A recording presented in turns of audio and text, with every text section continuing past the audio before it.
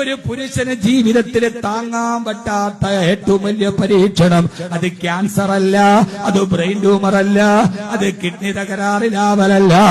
ഹബീബായ നബി സല്ലല്ലാഹു അലൈഹി വസല്ലമ പറഞ്ഞത്, ആഡംബരം ഇഷ്ടപ്പെടുന്ന പെണ്ണുങ്ങൾ അവന്റെ ജീവിതത്തിൽ വരലാണ്.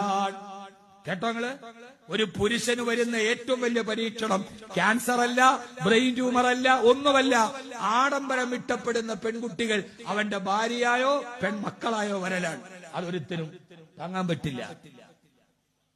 അപ്പ എന്നും ഒട്ടിച്ചാലും വേണ്ടൂല, എനിക്ക് എന്റെ ആ കൂട്ടുകാരിയുടെ കയ്യിരിക്കുന്ന മൊബൈൽ എനിക്ക് വേണം.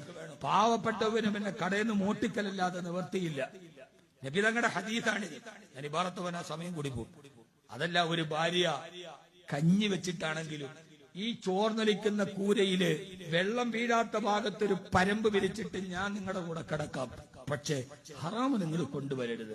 കഞ്ഞി കുടിച്ചിട്ട് വറ്റുകുട്ടികൾക്ക് കൊടുത്തിട്ട് വെള്ളം കുടിച്ച് നമുക്ക് ജീവിക്കാം, പക്ഷേ എന്റെ പൊന്നു ഭർത്താവെ ഹറാമ് കൊണ്ടുവരരുതെന്ന് പറയുന്നൊരു ഭാര്യ ഉണ്ടെങ്കിൽ അവന്റെ ജീവിതമാണ് ഏറ്റവും നല്ല ജീവിതം.